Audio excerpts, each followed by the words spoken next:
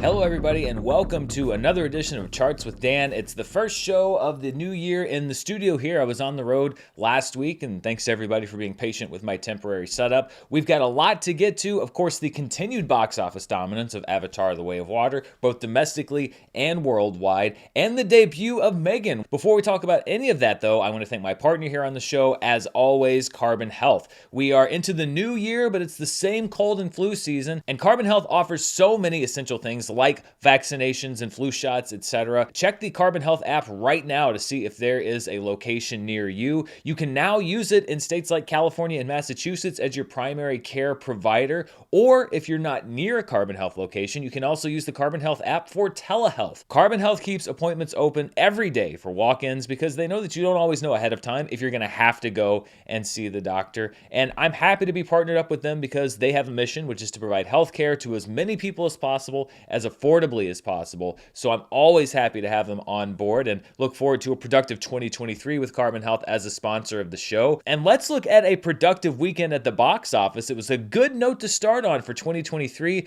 a year where we're really looking to make some big gains in the box office recovery after a largely lackluster back half of 2022. At number one for a fourth week in a row was Avatar: The Way of Water, another strong hold, a 32% drop in its fourth week for a $45.8 million total. A lot more to come about Avatar in just a few minutes. M3GAN, or M3GAN, or whatever you want to call it, had a stronger than anticipated debut weekend.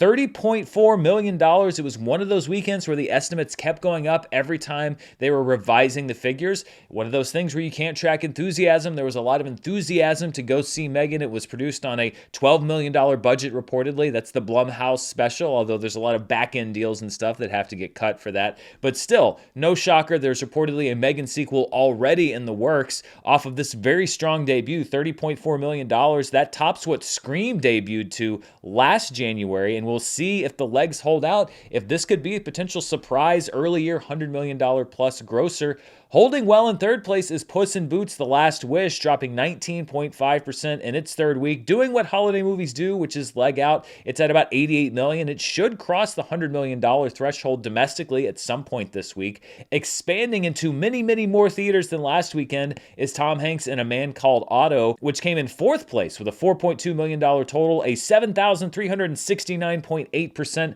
jump in business. It will be going into wide release this upcoming weekend, so you could see an even bigger jump in business. Maybe not by percentage, but certainly by dollar amount. Black Panther: Wakanda Forever enjoying a late surge in its ninth week, a 31.5% drop, and a finish in the top five with $3.5 million. In sixth place is the Whitney Houston biopic I Want to Dance with Somebody with a 38.6% drop and a $2.4 million total. Staying in seventh place is The Whale, which is continuing to make a slow crawl towards wide release, a 9.4% increase in business in week 5, and a $1.5 million total. Babylon continues to drop in eighth place, a 45.6% drop in week 3 with a $1.4 million total. Violent Night, we're losing a lot of interest in the Santa Claus violence genre, which is not shocking. 66.6% drop in its sixth week and a total just over $706,000. And then at number 10, a movie that is starting to make its way onto streaming and VOD is The Menu in its eighth week with a 37.7% drop and a $685,000 total. It is the second longest tenured movie in the top 10 behind Black Panther: Wakanda Forever. Dropping out of the top 10 this week, two movies that had been in the top 10 for 6 weeks, not in release, but had been in the top 10 for 6 weeks. The Fabelmans from Steven Spielberg and Strange World from Disney. Two movies that I think many people would have expected a stronger financial performance from, although to a much higher degree with Strange World, which will lose a massive amount of money for Disney.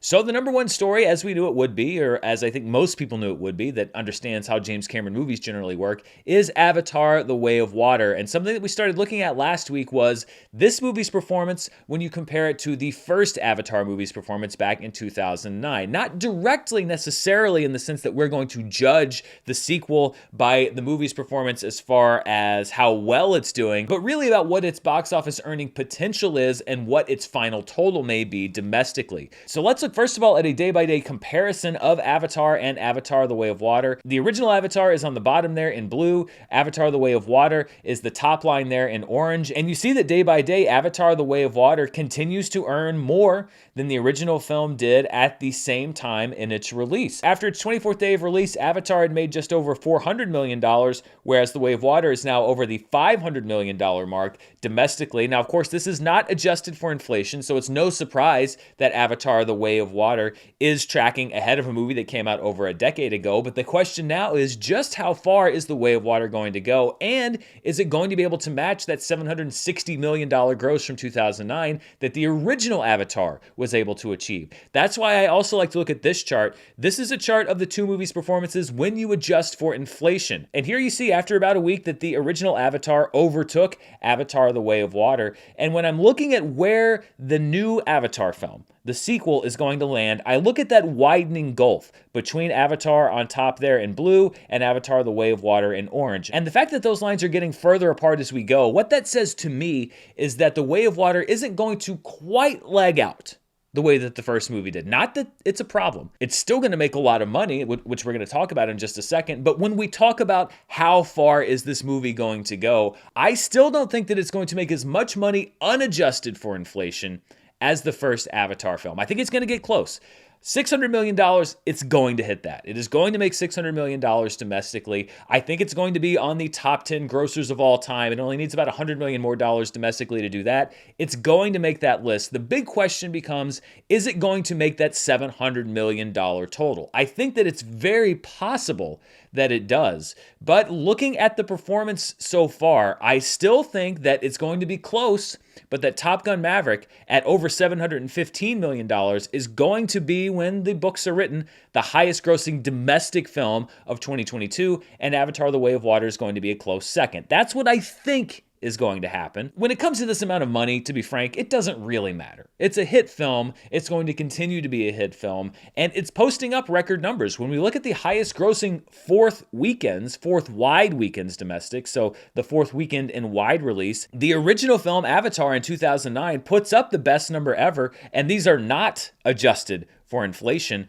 with $50.3 million, but Avatar: The Way of Water putting up the second best fourth weekend in wide release with $45.8 million, then Top Gun Maverick at $44.6 million, Star Wars: The Force Awakens at $42.3 million, and Black Panther at $40.8 million. If you were going to adjust these numbers for inflation, The Way of Water would drop down to about 8th, and James Cameron's Titanic would jump up to number 2. So if you adjust for inflation, the two best fourth weekends in wide release, number 1, James Cameron Avatar, number 2, James Cameron Titanic. That's just how good those movies were at the box office. This is the 2022 domestic box office, and keeping in mind on this chart and for the record books, any money that's made in 2023 still carries over to the box office for 2022. We will see in just a few minutes what a chart looks like for the year when you look at all revenue in 2023. But looking at the movies released in 2022, you see now that Avatar: The Way of Water is about $201 million behind Top Gun Maverick for that number 1 spot.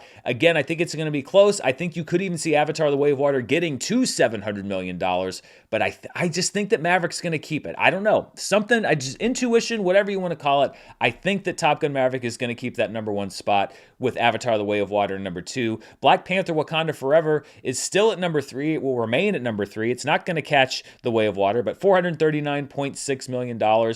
And then 4 through 10, we've been talking about them all year. That's probably going to stay the same unless Puss in Boots really has the long legs and is able to get up there in that number 10 spot with $167.8 million. But I think that these are likely your 10. These are likely your top 10 movies for 2022. And then we're just going to be watching Avatar forever to see if it is able to overtake Top Gun Maverick domestically. But one thing that we already do know is that Avatar: The Way of Water has overtaken Top Gun: Maverick worldwide to become the highest grossing movie of 2022 worldwide. That happened this past week. You see in the last week that not only has Avatar: The Way of Water eclipsed Top Gun: Maverick, it's eclipsed 1.5 and 1.6 billion. It now stands at $1.713 billion, the highest grossing movie of 2022 worldwide. And really, there are two worldwide things left to look for when it comes to The Way of Water. Number one, if it makes another $200 million worldwide, it will vault over Spider-Man No Way Home to become the highest grossing movie of the decade, basically the highest grossing movie of the 2020s since theater closures and everything else. And then the next thing to watch for is how is it going to be doing on the worldwide all-time box office. It's already on the chart.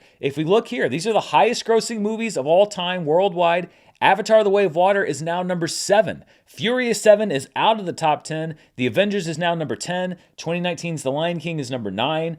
Jurassic World is number 8. Avatar: The Way of Water is number 7. And here's one of those goals. If it makes another $200 million, it overtakes Spider-Man No Way Home for number 6. It becomes the highest grossing film of the 2020s at the worldwide box office. And then, if it can get past $2 billion, then it doesn't have too far to go to eclipse both Infinity War and The Force Awakens to get up as high as number 4. Now, could it get up to number 3 to be the third highest grossing film of all time worldwide at $2.2 billion? Well, there are a couple things that are standing in its way. Number one, if it doesn't quite have those same legs as the other Avatar films did, or as other James Cameron movies have, then it may have a little bit of trouble making another $500 million worldwide. The other thing being, Titanic will be coming back to theaters in about a month's time. And so any lead that Avatar: The Way of Water might get over Titanic at the worldwide box office, I think would be pretty slim if it were to eclipse $2.2 billion. And I think it's very likely that Titanic could get that lead back with its re-release. So this is an interesting thing to watch, both with Avatar in relation to Spider-Man No Way Home and with Avatar in relation to that $2 billion threshold. Although Avatar has been breezing through all of these different landmarks at the worldwide box office, so it may just keep going the way it's going. We don't really quite know. But the thing that's been interesting is this talk about, well, how profitable is the film? There were some reports that the $1.4 billion mark just about was break even for the movie, and there were a lot of people saying like, well, wait a minute. James Cameron said that this movie had to make $2 billion to break even. And you probably saw the headlines because it was about 2 months ago or a month and a half ago, and there was a flood of headlines. James Cameron says Avatar's going to make $2 billion. James Cameron said, no, that's not exactly what he said. And it's another example of the story and the quote behind the story. Because what James Cameron said in an interview was that the movie was very effing expensive, and that in order to break even, you would have to be the 4th or 5th most successful movie of all time. And people looked at the charts and said, well, numbers 4 and 5 made $2 billion. James Cameron just said that Avatar had to make $2 billion to break even. When he didn't really say that. It seemed to me like kind of an offhanded remark. I doubt that James Cameron was sitting there with the box office chart in front of him and a slide ruler and deciding exactly how much money. I think he's like, I don't know. I mean, you have to be pretty successful. The 4th or 5th highest grossing movie of all time. He didn't even specify whether that was domestic or worldwide. So this whole $2 billion thing was really extrapolated from a quote that didn't seem to have a whole lot of research behind it. So for everybody saying that Avatar is still not a success because it hasn't made $2 billion, because James Cameron said it had to make $2 billion, it is, and he didn't. Avatar: The Way of Water has broken even. It is making money. It is a hit. It is a big hit. Now, money doesn't equal quality, but the fact of the matter is that Avatar: The Way of Water is a global smash and will continue to be, and we will continue tracking it here in the weeks and months to come. The other thing that I wanted to talk about was M3GAN. It was the other big box office story this weekend, a stronger than anticipated $30 million debut. A lot of people had pegged it in the low 20s, but the trailer was a big hit. There were dances and the TikTok trends, which also seems to have helped Wednesday on Netflix. Social media really playing a big part in interest, driving interest for this movie. And let's look at where M3GAN ranked, not at the box office, but when you look at killer doll movie openings. So these are evil or possessed or haunted dolls, and you see that M3GAN there is right in the middle behind Annabelle, which debuted to $37.1 million. Its superior sequel, Annabelle Creation, which debuted to $35 million. Then you have M3GAN there at number 3 with $30.4 million. Then the third Annabelle film, Annabelle Comes Home, at number 4 with $20.2 million, and 2019's Child's Play remake at number 5 with $14 million. But because I like to put things in context, and really just to get rid of that Child's Play remake from the top 5, let's look at killer doll openings when you adjust for inflation. And adjusted for today's inflation, the top 3 remain the same. Annabelle at number 1, $46.6 million. Annabelle Creation at number 2, $42.5 million. M3GAN at number 3, $30.4 million.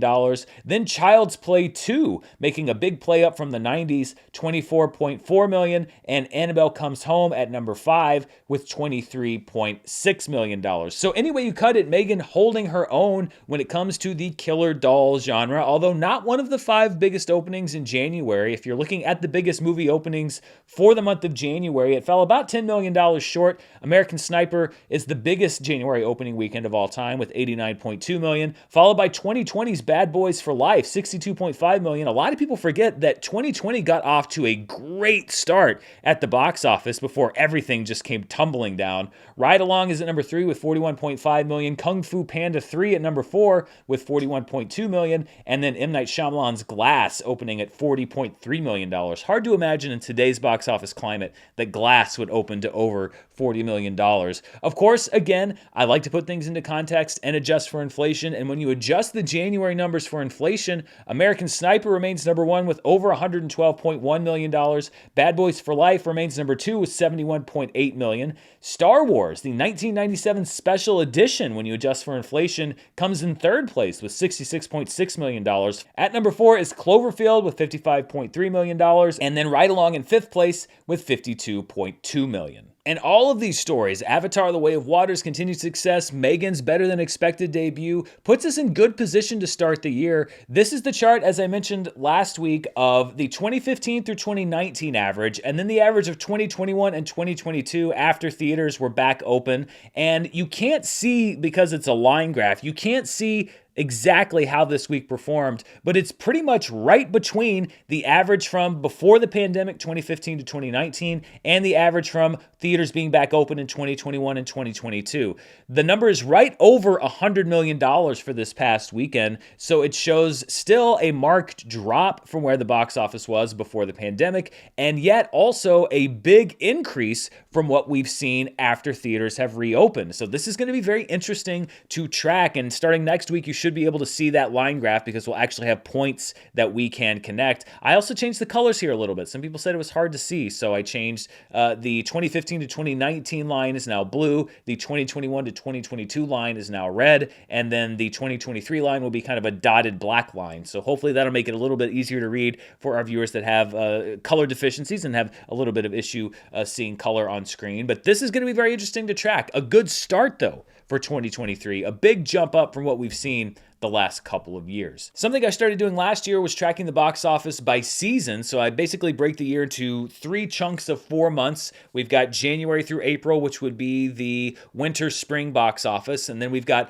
May through August, which is the summer box office season, which we track every year. And then basically September through December, post Labor Day to the end of the year, which is the fall holiday box office. So we're starting at the beginning of the year with the winter spring box office. And right now, M3GAN is there all alone. The movies that are on this chart are movies that have entered wide release. So A Man Called Otto should be joining this chart next week. But right now, M3GAN, the only new movie in 2023 that's entered wide release. And it is at the top of the domestic winter spring box office with $30.4 million to be joined by other movies later. But the other thing that comes with doing the box office this way is that if I were to keep track of the 2023 box office the same way, then the winter spring box office and the 2023 yearly box office chart would just be the same chart because those are the movies that have come out this year. So I'm going to kind of do charts in a rolling pattern a little bit as we go through the year, just to kind of share the information differently. So I'm going to show you a domestic box office chart for 2023, but this will be calendar grosses for 2023, which basically means that this chart that you're about to see starts on January 1st and everything is at 0. It doesn't matter when a movie has been released. If it made money in 2023, then it appears on this chart, and we'll keep looking at the grosses this way until we roll over into a new season. And also because eventually the 2023 chart is probably, with the exception of maybe 1 or 2 movies, going to match the movies that actually came out in 2023. But right now, they're mostly holdovers from 2022. When we look at the 2023 domestic box office calendar gross, meaning these are the grosses since January 1st for all movies, Avatar: The Way of Water has banked $116.6 million this year already, keeping in mind that the year is only 9 days old. Puss in Boots: The Last Wish is at number 2 with $32.4 million. M3GAN is a strong number 3 at $30.4 million, followed by Black Panther: Wakanda Forever at just over $9 million. I Want to Dance with Somebody at number 5 with $6.4 million. Babylon at number 6 with $4.4 million. A Man Called Otto at number 7 with $4.2 million. The Whale at number 8 with $3.2 million. Violent Night at number 9 with $2.6 million, and The Menu at number 10 with $1.9 million. So it will be very interesting to track this as the weeks go on, because I suspect that perhaps until Ant-Man and the Wasp: Quantumania, and even depending on that movie's gross and how well the Avatar: The Way of Water does, it's possible that we could get well into the spring, maybe into the summer box office season, without Avatar: The Way of Water being supplanted at number 1. Again, if Ant-Man and the Wasp: Quantumania doesn't do incredible business and Avatar: The Way of Water has great legs as we go into the rest of January and February. So an interesting way to look at the numbers, and that's kind of what I try to do here on the show, is I try to give you the same numbers that you can find elsewhere, but put them in context and maybe present them in an interesting way. And before we get to other stuff, there was one last little piece of business that people had asked about from 2022, from the year that we just ended, which was the final market share. How much of the total box office pie did each studio get? And for much of last year, Disney, which has easily led the box office for many of the last 10 years, wasn't even in second place because movies like Lightyear underperformed and Strange World, and they didn't have quite as many theatrical releases. Well, when you put out a movie that grosses about $400 million before the end of the year, that gets you a pretty big piece of the pie. And you can see that Disney did end up having the biggest market share of the box office in 2022. When you stop the grosses on December 31st, Disney and Fox, I say Disney Fox because even though they're one company, it's two studios, they did end up with 27.1% of all movie ticket sales in calendar 2022, narrowly beating out Universal, which had 21.74% of all ticket sales. Paramount was bolstered by Top Gun: Maverick, but didn't have quite as many breakout hits after a really strong early part of the year. They come in third with 16.52%. Warner Brothers comes in fourth place with 12.68% in a very topsy-turvy year for them. Sony had some disappointments and wasn't really able to close the deal, 11.83% for them. And then all other studios, that includes A24, Neon, MGM, other distributors, they get only 10% of the remaining box office pie. So once again, Disney maybe not dominating the box office landscape, but certainly getting the biggest piece of that business, and we will see if that continues as we go into 2023. Well, let's look at some other weekend charts for this past weekend, starting with the per theater average. And you see at number 1, playing in just one theater, was a restoration of Bernardo Bertolucci's 1970 film, The Conformist. It brought in $11,498 playing in just one theater. And then we had two wide releases, Avatar: The Way of Water bringing in $10,561 in 4,340 theaters. I saw that its theater count actually went up this past weekend. M3GAN is at number 3, bringing in just over $8,600 in 3,500 theaters, so a lot of theater owners very happy to see that business this weekend. No Bears is at number 4. I believe it was on last week's show, and I kind of blew through it. It's an Iranian film whose director, Jafar Panahi, has been imprisoned in Iran, not for the first time. His works have been very provocative. He has been in jail before, and he is currently serving a jail sentence, and yet his film's still in release after playing the Venice Film Festival. And then at number 5 is Tom Hanks in A Man Called Otto, playing in 637 theaters for a $6,597 average per theater. Looking at the top 5 films in limited release or specialty release, this would be 1,000 theaters or fewer. A Man Called Otto is at number 1 with $4.2 million. The Whale, which is still in 835 theaters, so below that threshold, brings in another $1.5 million. Corsage is at number 3 with $251,000 in 317 theaters. Women Talking still very slowly expanding and still with a fairly slow box office growth for a movie with that kind of buzz.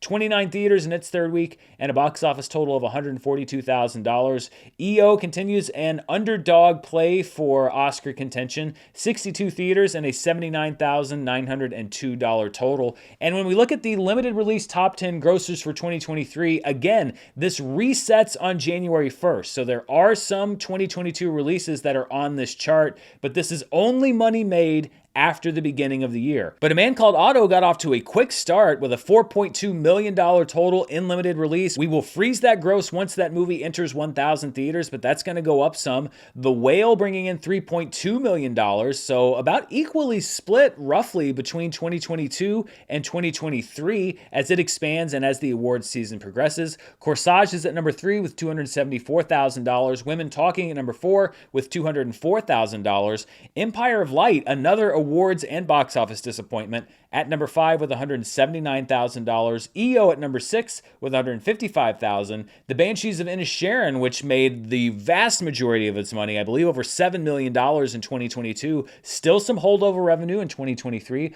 $135,000. Brokers at number 8 with $102,000. Living at number 9 with $65,000. And then Triangle of Sadness at number 10 with just over $50,000. Well, let's take the focus off of the domestic box office and look at the international box office, although most of it is still the same, at least when it comes to Avatar: The Way of Water, which brought in $132.6 million in all markets outside of the United States and Canada.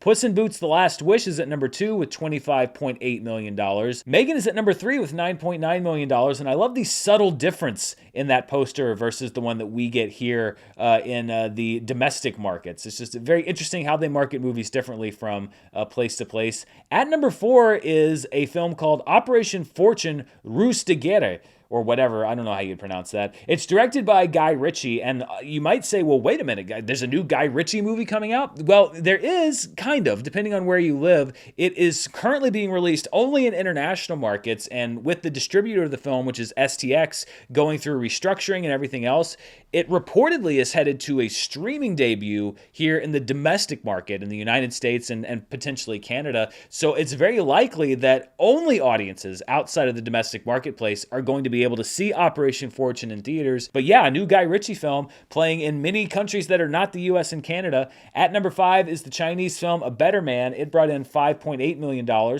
over the weekend. When you combine the international grosses with the domestic grosses, you get the worldwide grosses, and Avatar: The Way of Water is at number 1 with $178.4 million over the last 3-day weekend. M3GAN is at number 2 with $40.3 million worldwide, keeping in mind that that's off a reported budget of about $12 million before you start paying the back end and profit participation, etc. Puss in Boots: The Last Wish is a close number 3 at $39.4 million, followed by A Man Called Otto at number 4 with $8.2 million, and I Want to Dance with Somebody at just over $7 million.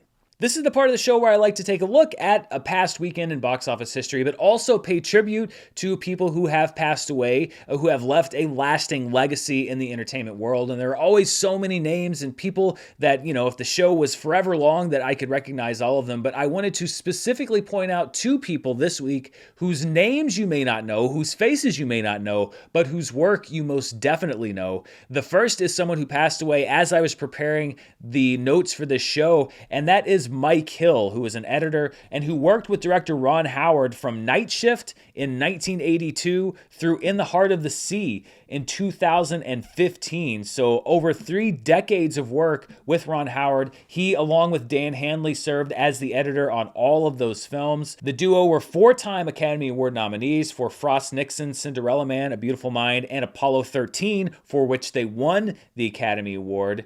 They also won a BAFTA for Best Editing in 2014 for the Ron Howard film Rush, which, if you haven't seen, is a wonderful film, and other movies like Pet Sematary and Problem Child, not Oscar-winning movies, but movies nonetheless, and especially to people of a certain age, ones that made an impact in the cultural space. I am an editor by trade. That's how I started out in this whole crazy business to begin with. I wasn't supposed to be on camera. I was supposed to be cutting behind the camera. And to have a director whose filmography is as varied as Ron Howard's, and to have a pair of editors editors, including Mike Hill, who are able to change the tone from the fantasy of Willow to the comedy of Parenthood to the heavy drama of a movie like A Beautiful Mind to these racing scenes of a movie like Rush and things like Ransom and Ed TV. It just about was every single genre that you could possibly imagine across the spectrum. It's not easy to find people that can edit to the tones and to the rhythms of each one of those genres, and it really is a skill that very few have, and Mike Hill was rightfully recognized and rewarded for it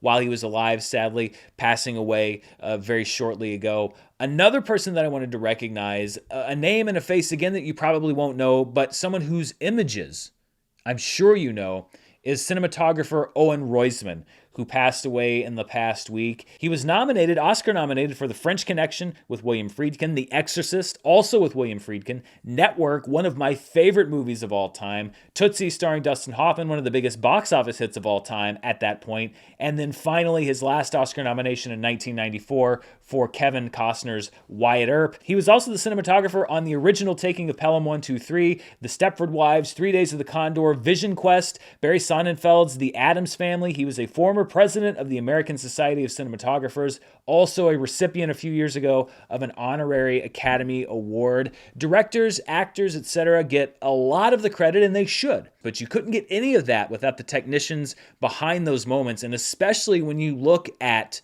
The Exorcist or Network or The French Connection. I mean, the action sequences in The French Connection alone, being able to capture that on film, which re-energized and showed people a completely new level of what you could do with a car chase. The look of The Exorcist, the creep factor of that movie is so much down to how that movie looks.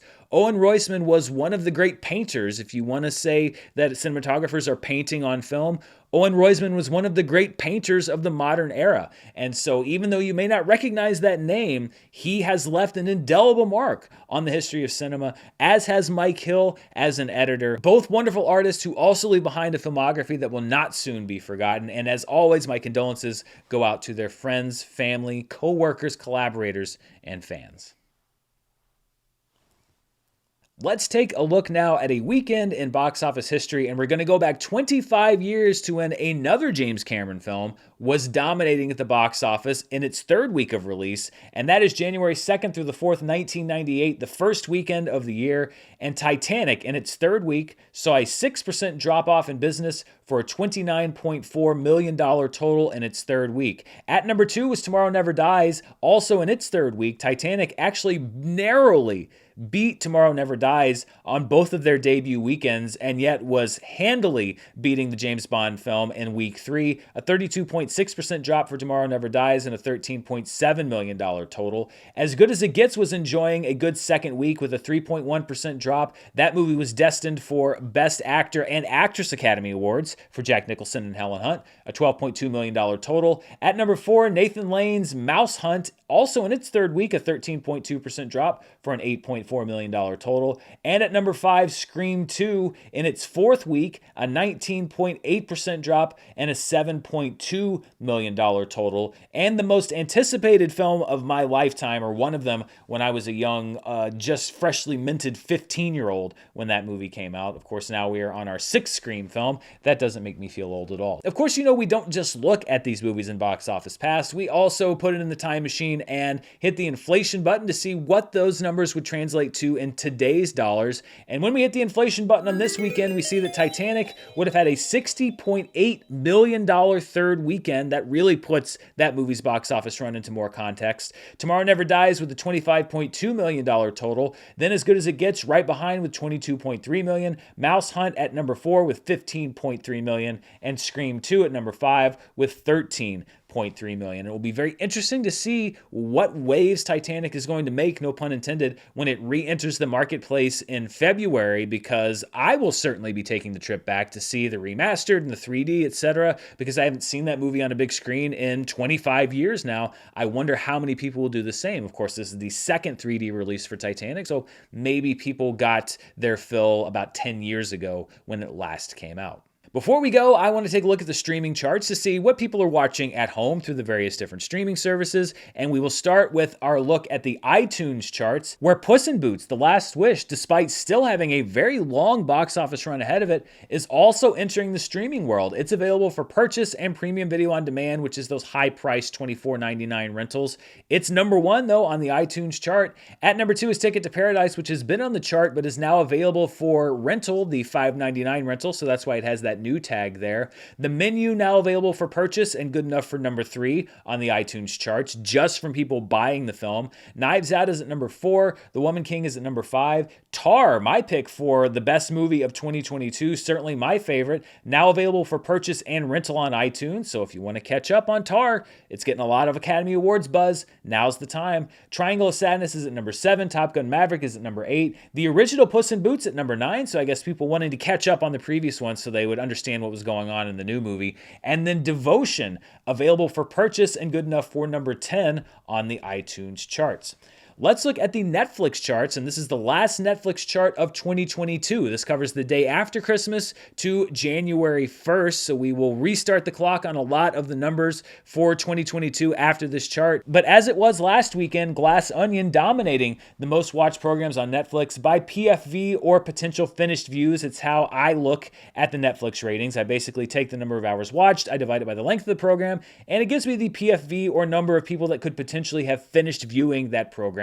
Glass Onion with 127.2 million hours watched and a PFV of 55.1, easily the most potentially finished program of the week on Netflix. Matilda the Musical coming in at number two, a new entrant with a PFV of 21.3. Then the Netflix original series Witcher Blood Origin didn't crack the chart its first weekend of eligibility, but a lot of people obviously catching up over Christmas week, a PFV of 19. Emily in Paris Season 3 is at number four with a PFV of 17.5, followed by the Netflix series Treason at number 5 with a PFE of 16.2. Wednesday continues to put up impressive numbers, another 100 million plus hours watched week and a PFE of 15.9. Alice in Borderland Season 2 cracks the chart at number 7 with a PFE of 8.8, followed by the original Knives Out, which is not available for streaming in the United States, but is in other countries, and it did well enough to crack the chart with a 7.8 PFV. Seven Women and a Murder, the Netflix original movies, at number 9 with a PFE of 7.1, and then the movie The Invitation, another beneficiary of Sony licensing its movies to Netflix instead of having its own streaming service, comes in at number 10 with a PFE of 7.0. When we look at the most watched 2022 Netflix programs, coming in just under the wire is the Netflix movie Troll. It is now at number 9 with a total PFV of 93.0. The Man from Toronto drops off of the top 10, and there will almost certainly be another entrant on this list next week because I don't stop counting the numbers for 2022 releases once we hit 2023. So Glass Onion will also be on this list probably next week. But for now, Troll is at number 9. The Man from Toronto drops out. Bridgerton Season 2 is bumped down one spot to number 10. And then you see everything else stays the same, especially Wednesday, which continues to build its lead as the most watched program of 2022. It has not yet surpassed the total hours watched of Stranger Things 4, but it long surpassed its PFV number. It now stands at 217.3, which when you look at the most watched Netflix programs from June 2021 to now, which is back when they started providing these numbers, Wednesday is quickly catching up to Red Notice for the number 2 spot all time. Red Notice stands at a PFV of 232.8. Wednesday's PFV is now up to 217.3, and if people keep watching it here in a week or two, we could well see Wednesday jump Red Notice to become the second most watched Netflix program since the summer of 2021. Because of when I did the show last week, which was on a holiday, Nielsen had not put out their numbers, so I could not do the Nielsen charts on last week's show, but that means that I have 2 Nielsen charts to do on this week's show. So let's briefly look at what people were watching. Now keep in mind, these are delayed by about a month. Not all streamers are included, and this is for the US only, but it does give us an idea of what all the streamers are doing in relation to each other. The first chart is for the week of November 28th through December 4th, 2022, which saw the debut of Troll on Netflix, easily the most watched streaming movie of that week, followed by Bullet Train at number 2. Some other notable new entrants onto the list were My Name is Vendetta at number 6, How the Grinch Stole Christmas at number 7, and The Swimmers at number 10. Looking at the most watched streaming shows for the week of November 28th through December 4th, Wednesday stayed at number 1 with 88.7 million hours watched. Again, this is in the US alone and only on the devices that Nielsen is able to track. Firefly Lane debuting at number 2 on the chart. Crime Scene, The Texas Killing Fields enters the chart at number 6 with 12.2 million hours watched, and Manifest hits the charts again with 11.1 million hours watched. And then looking at the top 20 streaming shows, when you look at watch time per available episode for November 28th through December 4th, no surprise really that Wednesday is at number 1 with 11 million hours watched per episode. Crime Scene, Texas Killing Fields is at number 2 with 4 million. The Santa Clauses, which has consistently been on this chart, even when shows like Andor have had trouble charting this high, 1.45 million hours watched per episode. That was when 4 weekly episodes were available. 1899, which has since been canceled on Netflix, its full run of 8 episodes generated a good watch time per episode, 1.18 million, but not good enough for Netflix. Firefly Lane at number 5, The Peripheral at number 6, Cocomelon at 7. HBO Max's The White Lotus as it concluded its second season at number 8, Dead to Me at number 9, and Yellowstone at number 10. When we look at the streaming charts for December 5th through the 11th, Bullet Train and Troll stayed the top 2 most watched streaming movies, although Bullet Train really took off, 22.4 million hours watched to Troll's 8.6 million. Emily the Criminal, one of my favorite movies, underrated movies from 2022, debuted at number 3 on the chart at 7.3 million hours watched, and actually had a better debut here in the US than Guillermo del Toro's Pinocchio, which debuted at number 4 at 6.4 million hours watched. Storks debuted on the chart at number 6, Prisoners debuted on the chart at number 7, and then Scrooge, A Christmas Carol, as Christmas programming was ramping up at this time, debuts at number 10 with 4.7 million hours watched. Looking at the most watched streaming shows, Wednesday stayed at number 1, 55.5 million hours watched. Firefly Lane was at number 2, but a lot of Americans were tuning in to see the royal tea get spilled because Harry and Meghan put up 21 million hours watched here in the United States for its debut week of December 5th through the 11th. Cocomelon at number 4, NCIS at number 5. The White Lotus, as it wrapped up its season, came up to number 6 with 12.5 million, and then Gilmore Girls at number 9 with 10.4 million coming back onto the chart. And then looking at the watch time for episode, Harry and Meghan actually supplanted Wednesday at the top of this chart. 7 million hours watched for each of its 3 available episodes. Wednesday a close number 2, 6.95 million for each of its 8 episodes, followed by Crime Scene, Texas Killing Fields, Firefly Lane, The Santa Clauses at number 5, The White Lotus at number 6, 964,000 hours watched per 13 episodes, Snack vs. Chef at number 7, Cocomelon at number 8, 1899 at number 9, and Dead to Me at number 10.